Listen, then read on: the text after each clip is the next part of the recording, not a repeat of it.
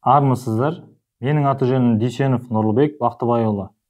Нығметулла Кекбаев атындағы гимназия мектебінде математика пәнінен беретін мұғаліммін. Бүгінгі өтетін тақырыбымыз 47-ші параграф, пайыз тақырыбы.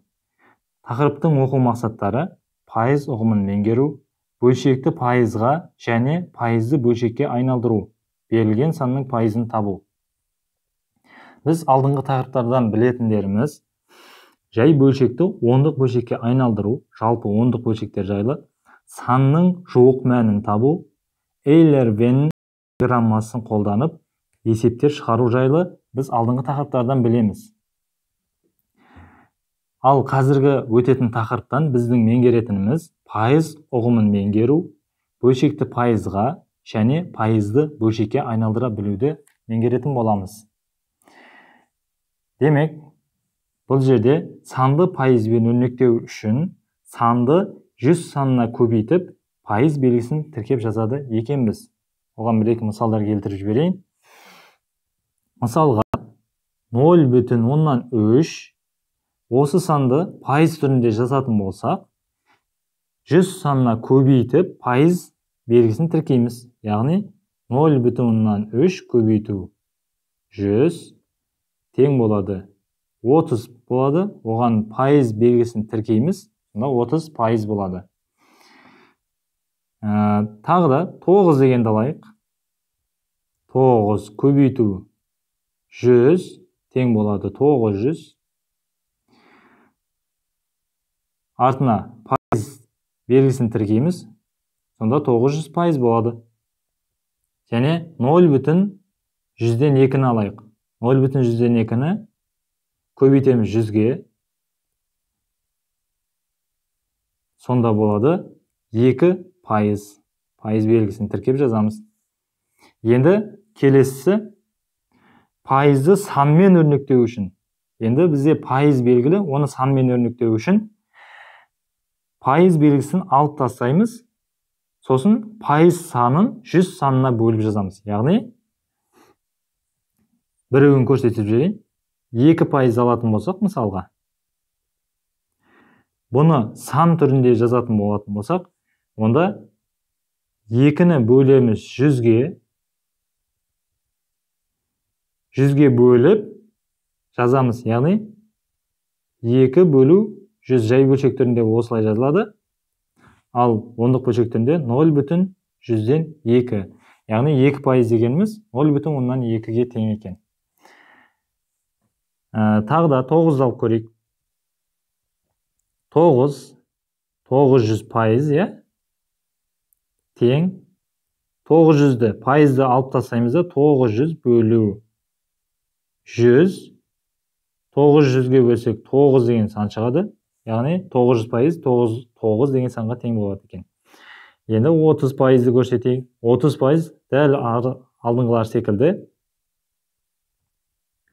30-ды бөлеміз 100-ге. Жай бөлшектерінде 30 бөлу 100 болады. Ол 10-нан 3-ке тең. Қысқартқан кезде 10-ға қысқартып тастаймыз. Сонда болады бұл 0,3 деген санға тең болады екен. Яғни пайызды санмен өрнектеу осылай жүзеге асады. Келесі 1 пайызы бойынша санды табу және санның 1 пайызы қалай табылады деп тұр. Жалпы 1 пайыз дегеніміз ол 100-ден 1 бөлігі екен. Жаңа алдыңғы есепте белгілі болды. Демек, бұған да бір-екі мысал келтіріп жіберейін.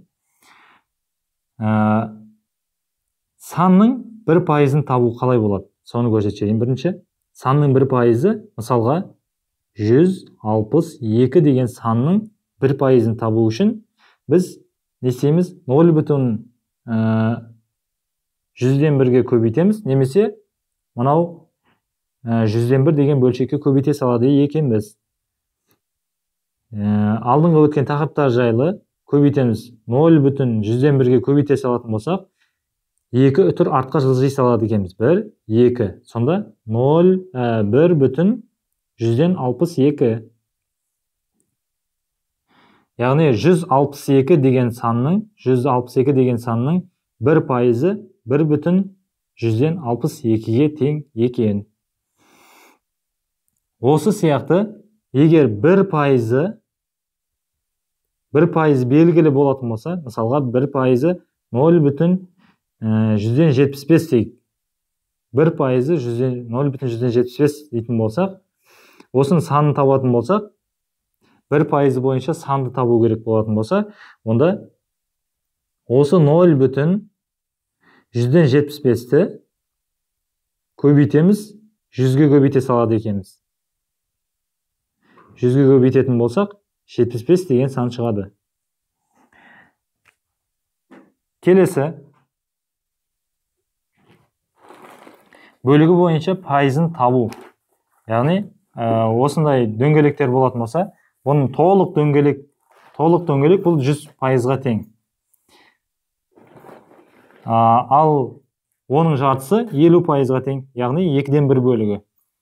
Ал 4-тен 1 бөлігі 25 пайызға тең болатын болса, оның 4-тен 3 бөлігі әрине 75 пайызға тең болады. Енді бұл жерден мынау белгілі болды. Бұл 2-ден 1 бөлігі 50 пайызға тең. Ал мынау 3-тен 1 бөлігі бұл қанша пайызға тең екен? Оныншы, мынау 3-ке бірінші бөліп, одан кейін ондық бөлшек түрінде жазып аламыз жалпы. 0,1-ді бөлеміз 3-ке, 0,3 ары қарай кете береді. Енді бұны пайыз түрінде жазатын болсақ, қалай еді? 100-ге көбейте саламыз. Көбейтеміз, 100-ге сонда болады 33 пайыз болады екен. Яғни 33 пайызы ол 3-тен 1 бөлігіне тең. Сол сияқты қалғандарында дәл осы сияқты қылып шығара береміз. Мысалға, мыналар белгілі болар, 4-тен 1 бөлігі 1-ді 4-ке бөлсек 0,125, ал оны 100-ге көбейтетін болсақ 25 пайызға тең. 5-тен 1 бөлігі ол 0,2, ал оны 100-ге көбейтетін болсақ 20 пайыз. 20 пайызға тең болады. Енді 6-дан 1-ді көрейік. 6-дан 1 бөлігі. 6-дан 1 бөлігі болса, 1-ді бөлеміз 6-ға. Сонда шексіз бұл жерде 0,666 ары қарай кете береді. Енді бұны жуық шамамен жазғанда дөңгелек дегенде, яғни 0,17 деп жазады екенбіз. Ал бұны 100-ге көбейтетін болсақ 17 пайыз. 17 пайыз деп жаза салады екенбіз. Дәл осы сияқты мыналардың барлығы осы арқылы жүзеге асады. Келесі, кітаптағы есептерден мысал келтіріп жіберейін.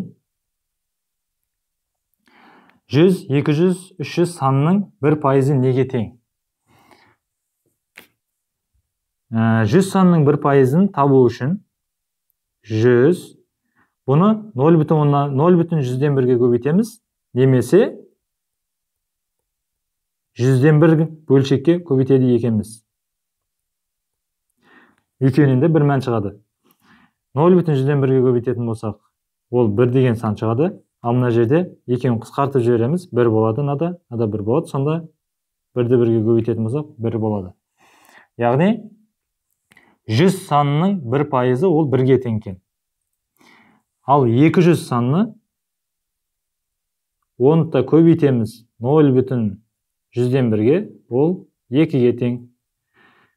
300 санының 1 пайызын табу үшін 10-та көбейтеміз 100-ден 1-ге көбейте салайық бұны.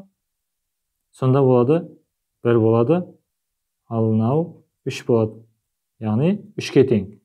300 санының 1 пайызы 3-ке тең. Ал 200 санының 1 пайызы 2-ге тең. Келесі, қандай сандардың 1%-ы 1, 2, 3, 4, 5 сандарын береді деп тұр. Яғни бұл жерде бізде 1%-ы белгілі болып тұр.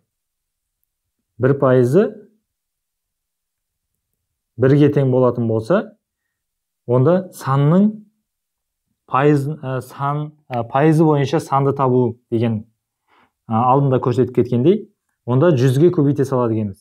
1-ді көбейтеміз 100-ге, сонда болады 100. 2-ні көбейтеміз 100-ге, 200. 3-ті көбейтеміз 100-ге, 300. 4-ті көбейтеміз 100-ге, 400. Осы сияқты 5-ті көбейтеміз 100-ге, 500. Яғни, бұл жерде 1%-ы 1 болатын болса, оның 100%-ы 100-ге тең. 1%-ы 2-ге тең болатын болса, оның 100%-ы 200-ге тең. Дәл осылай жүзеге асады. Келесі, үй тапсырмасы. Бұл үй тапсырмасында мына кестені толтырамыз. Яғни бұл жерде пайызы белгілі. Пайызы белгілі. Бұны ондық бөлшек түрінде және жай бөлшек түрінде жазып шығамыз.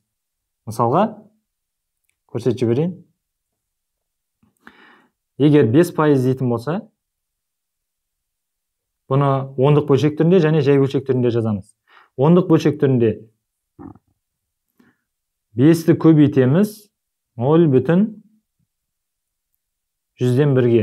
Сонда болады 0,100-5. Ал бөлшек түрінде, жай бөлшек түрінде жазатын болсақ, 5% тең болады 5 көбейту 100-ден 1.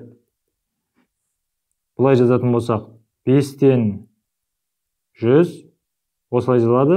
Ал қысқартатын болсақ, астында 20, үстінде 1 қалады. Сонда 20-дан 1. Яғни, ондық бөлшек деп тұрған жерге 0,100-5, ал жай бөлшек деп тұрған жерге 20-дан 1 деп жазамыз. Дәл осылай қалған кестедегі орындарды да толтырып шығамыз, дәл осы сияқты қылып. Яғни 10%, 20%, 25%, 40%, 50%, 60%, 75%, 80%-дардың ондық бөлшек түрінде және жай бөлшек түрінде қалай жазылатынын кестеге толтырып шығамыз. Үй тапсырмасында осы есептер.